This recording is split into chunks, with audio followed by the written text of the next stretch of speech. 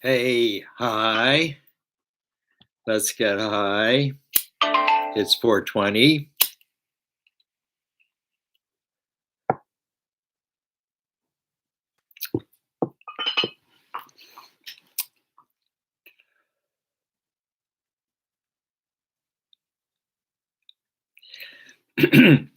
Today, being that it's March 11th, and March 11th is a kind of an anniversary.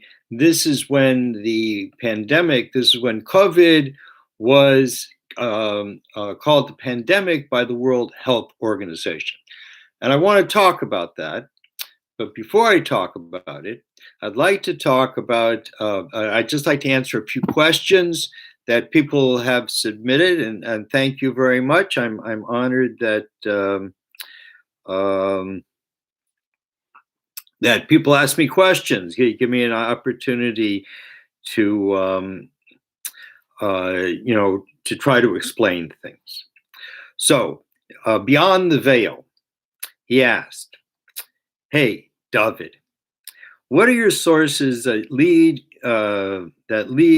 you to conclude Jesus was never a real historical figure?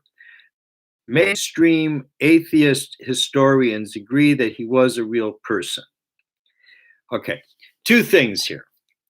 First of all, that I think it was Gibbons who wrote the rise and fall of the Roman Empire, maybe 200 years ago, 150 years ago. He says, like, I think it's right in the beginning, that he makes the argument that even though there is no physical evidence that that Jesus, ever lived, nothing.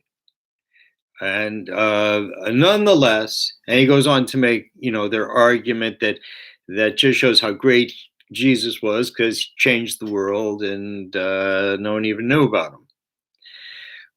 But the truth is, I mean, Jesus didn't change anything. I mean, people took the story that were rampant at that time about this guy, because it's a very interesting sort of thing what happened, and they took it and they just made up this story, which is just a blatantly anti-Semitic story.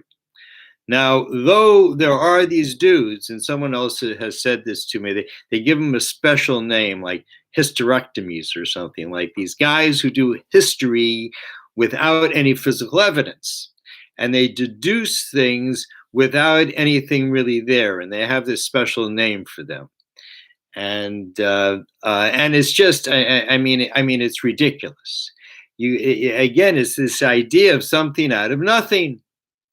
Now, many of us have, different peoples have different traditions, and we can't necessarily have proof to them, and we don't need proof to them. This is our tradition, and that's it. Leave us alone, But when you make, your core kind of thing to be about another people, like in our time, finally, they started to recognize that having stuff like, like the Washington Redskins and the Chiefs, and all these different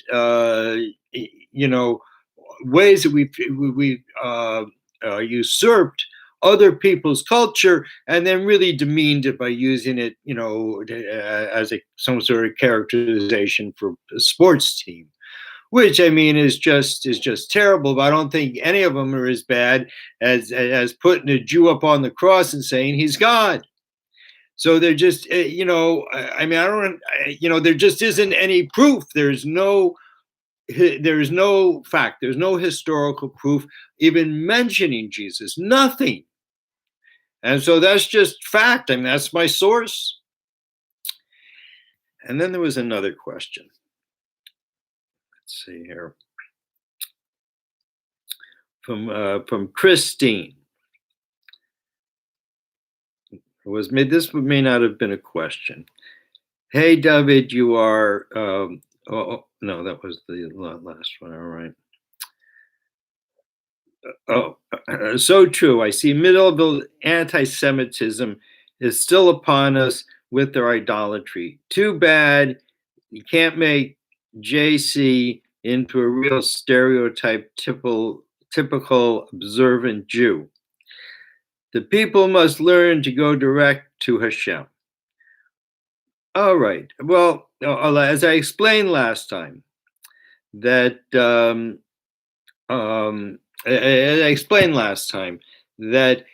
we're not supposed, no one's, it's the first of the 7 commandments to all people is not to pray to something other than God. And God is not spiritual. So all we can entertain are, beyond our physical or spiritual. So none of that's God. Anything you can point to say, oh, it's there, it's that guy or this thing, that's not God, because it's something. And God is not something. That's why God can be everywhere all the time to everybody. And the last question, let me see here. Mario. Maybe Jesus is God, but not Elohim. For there is only one Elohim, and that is Hashem, Yud-He, Vav-He.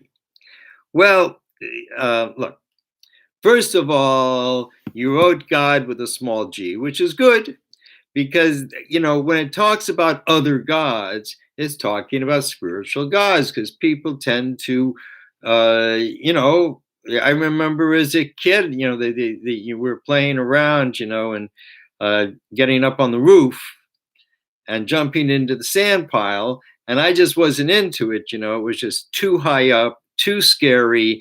And I didn't want to do it. So I want to go down the ladder, and they took the ladder away. And I remember being up in the roof, and the only thing I could really, lots of stars out there out in the country, as warm. So I didn't mind being up on the roof. And, and there was Orion. So I prayed to Orion, get me off the roof. I mean, and people have been doing this for years, and the kids came finally put the ladder back, and who knows, maybe that was Orion.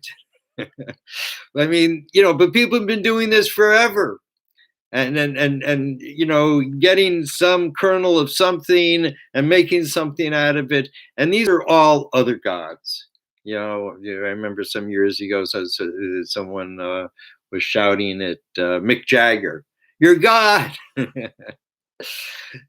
But so you can have all these different gods. They're all the other gods, which are called Elohim Acherim, which comes to the name Elohim.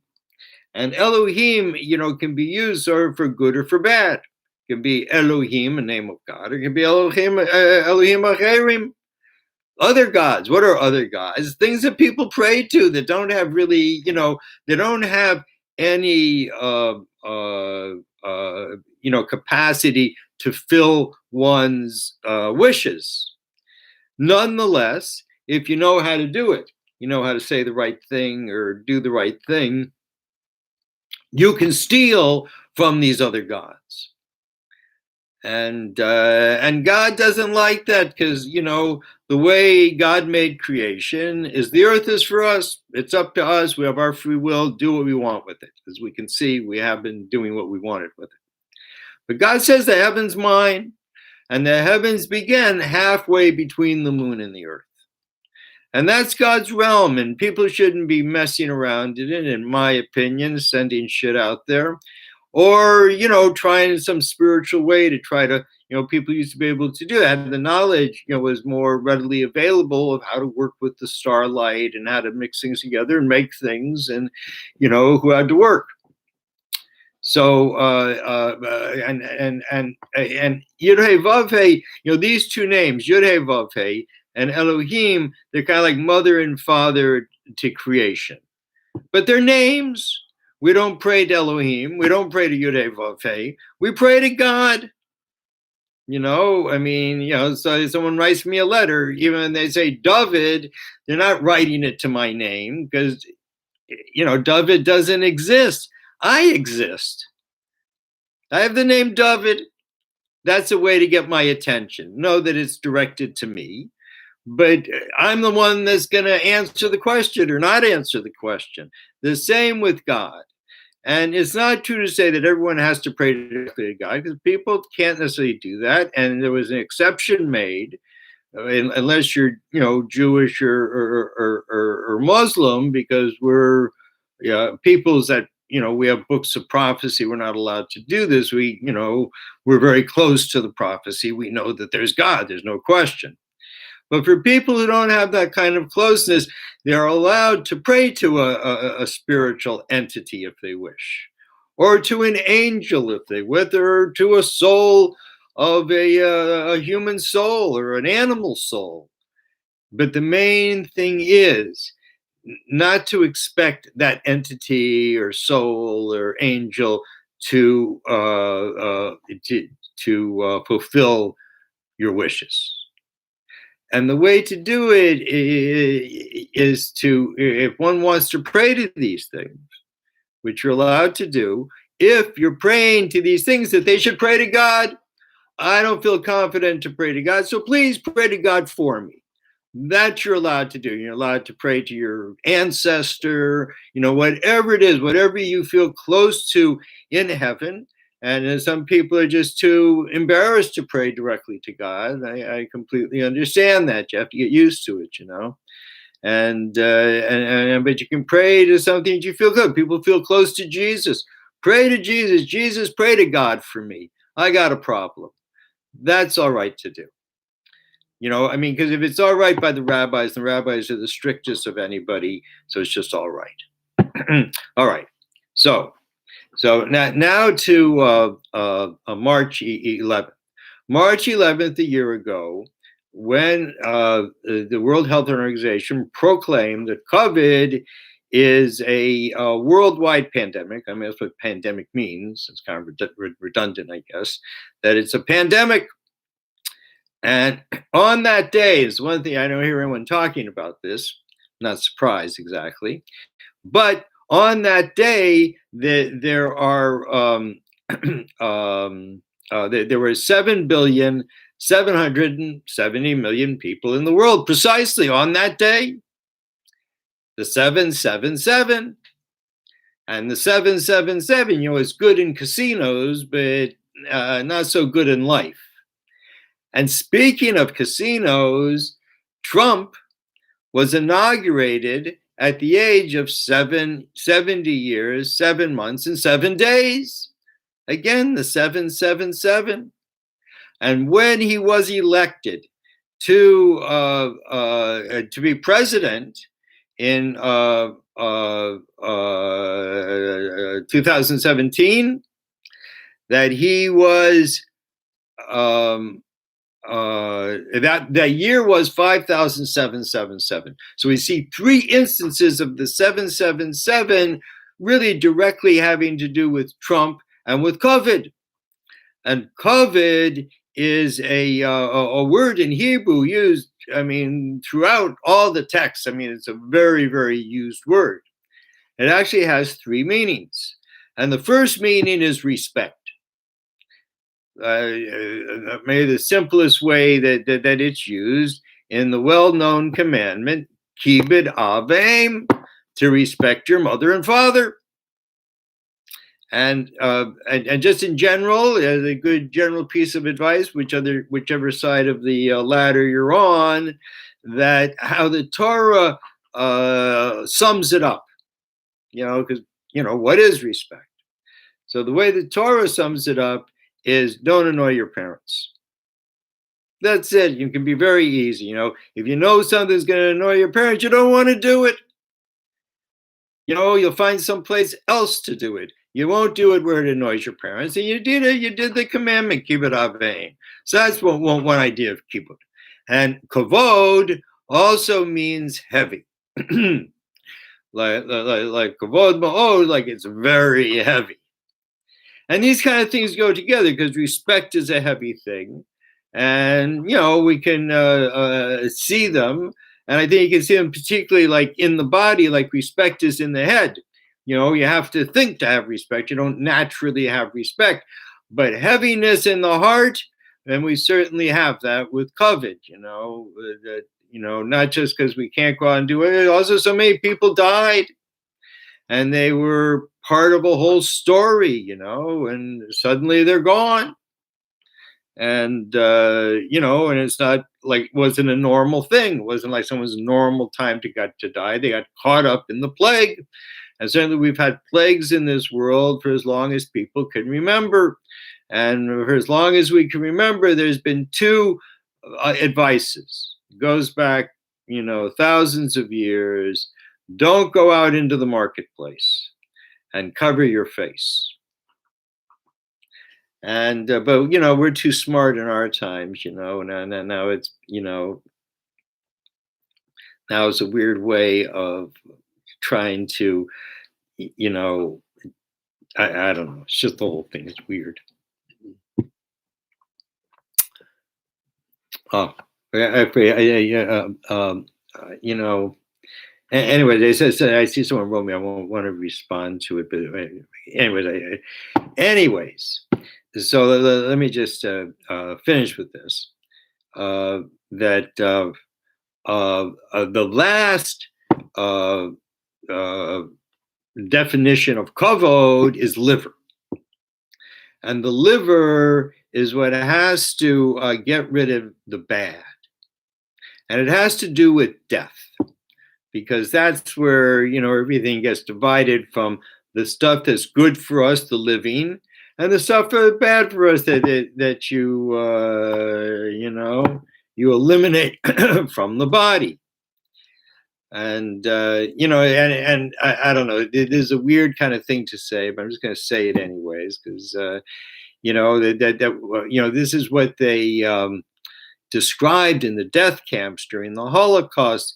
That there was this guy Mendele. He was a doctor, and I actually met someone who actually went through this line, and he was singing not Brahms, but he was humming Haydn, I think it was. And while he said, "You one live, you one you die," I mean, he didn't say it like that. They didn't want people freaking out anyways. But they said, "You this way, you that way," and that's kind of how the liver is. So these are the three definitions of kavod: respect, heavy, and liver. So you can see them in the three parts of the body: in the head, in the heart, and the lower body. And this is certainly a sign to the world. And I think another sign is that it was COVID-19 because there were 19 hijackers who flew into the trade towers, which gave America the justification for making 20 years of war, which is just wrong. I mean, one can understand, the desire for revenge is kind of a human thing. But this was just a justification for war and a way to reestablish the West in the Middle East, which is really what Iran is against. They don't mind, being neighbors with the Arabs, but they don't really want to be neighbors with the Americans or the Europeans. This is the Middle East, stay in your own neighborhood, I mean, it's really, people don't like it. And I mean, it's in many different ways. I mean, people talk about, the Uyghurs, but the Chinese do not like religion. They see what it does to the rest of the world. They don't want it.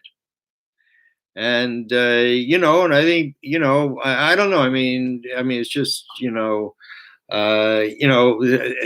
sometimes I think that we'd better, because, in America, we have states' rights. And I think it'd be better to have the states that just, don't want people to terminate a pregnancy under any conditions, that they can have their law and people can live in another state or go to another state. I think that I think people do have the right of having, to want to live in their own, sort of cultural environment, as long as it doesn't, precede a federal thing, like freedom for all or something like that. And I because there's no, like truth, this is the way to do it. There are many, many things that people have to take into consideration. And the unfortunately thing is that people, basically are very uninformed, to put it bluntly. And so people are making decisions based on what somebody told them.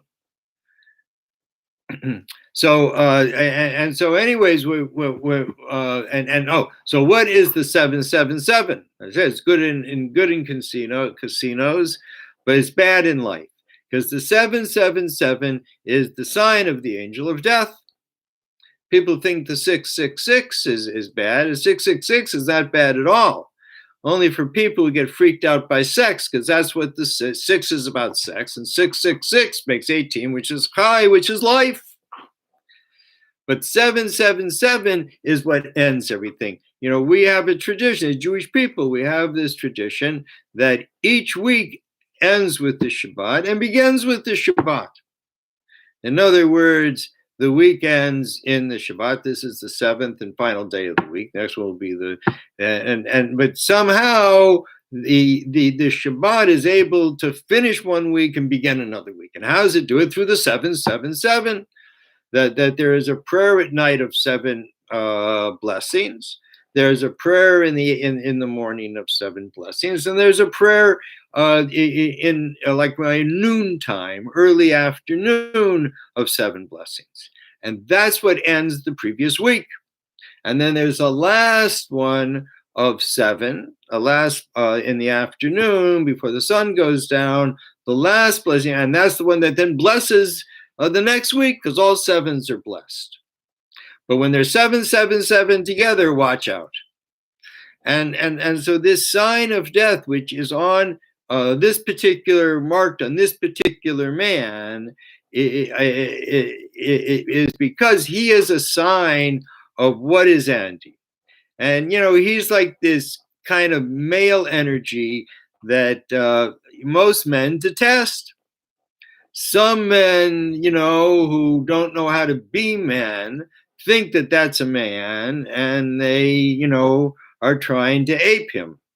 But they're both apes. And this is not good male energy, and it's what's been driving the world, for too many years. And now it's coming to an end. And we know that because the 7,000th year is about to begin, which is 1,000 years of woman and 1,000 years of peace. And men will learn quickly. And it's happening now that women are rising to power because men are helping them. Men are holding the women above themselves. And that's what has to be corrected in our society. I mean, we first went from women sort of locked up in a cage. And then women became free and wanted to be equal. And now the last stage is men have to hold women above themselves, because we're going into 1,000 years of women. We need to establish a woman agenda, not a male agenda. A male agenda just wants to take the precious things of our earth and ejaculate them out into outer space. And a woman agenda wants to heal the earth, wants to save the animals, wants to feed the children, wants to make sure that there's peace. And now's the time to choose, and obviously most people are choosing the more positive way. All right, let me just,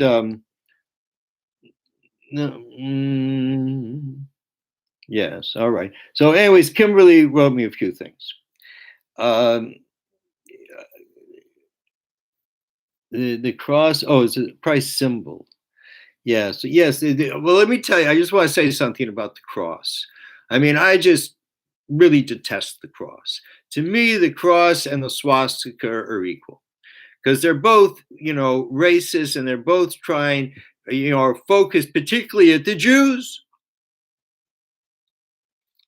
And the cross is actually, it's a sign of Mars, which is interesting because that is the planet that ancient Rome, would pray to, and that they were connected to. And Esau, who is the father of Rome, when he was born, he was all red, and he's connected to that planet. And that planet is the planet of war, and Rome lives by the sword.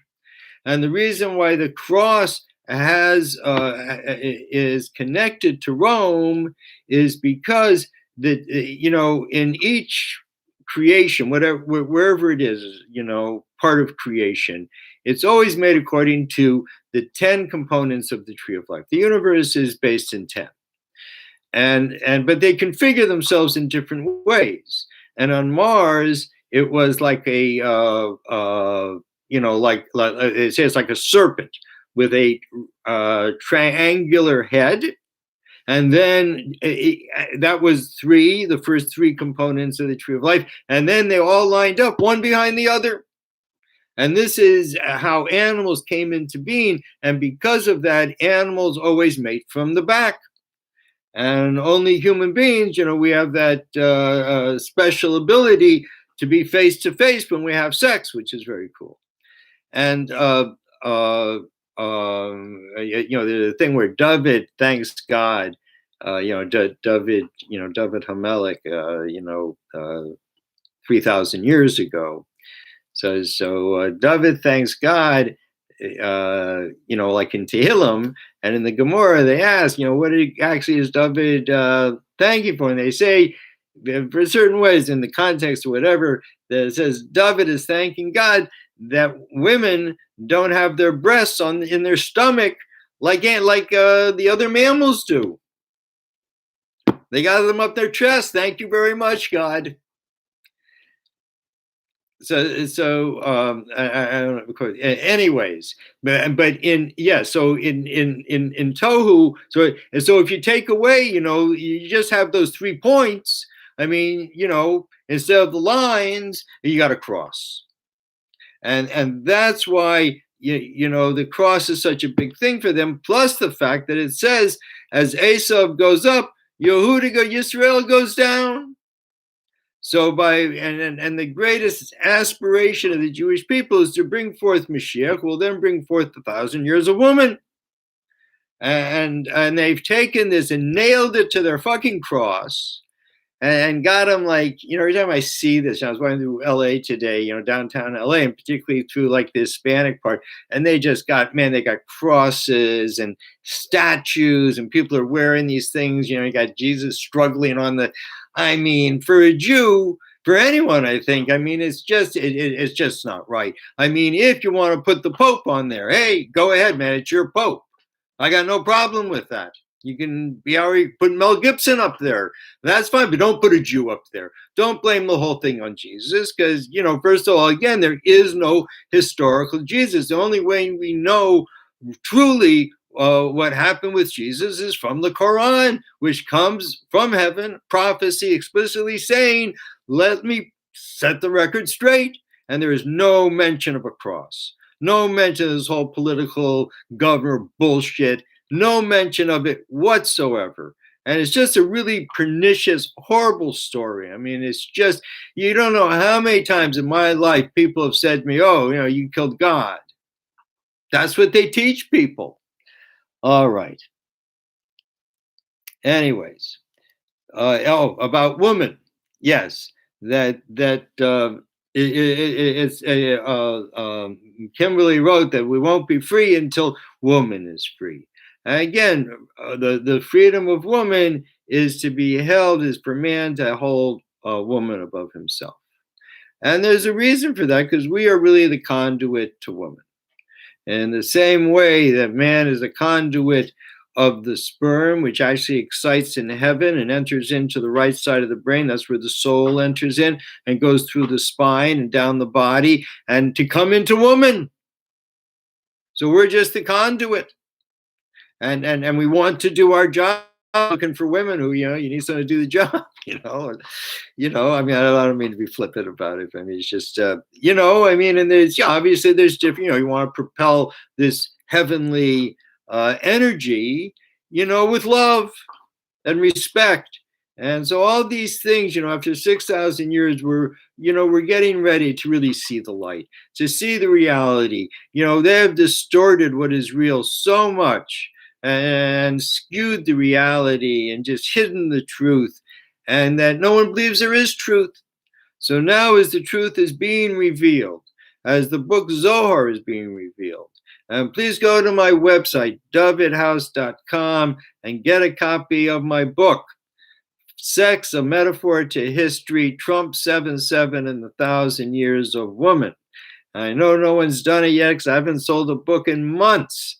So, and it's really a good book. It really says really new things. And so, anyways, I've done my 30 minutes. Thank you very much. Please feel welcome to send me any questions or comments that you have. And as long as people are engaging in this, I'm happy to do it. And anyways, have a wonderful week. Shabbat shalom. God willing, I'll see you next week. Stay high, man.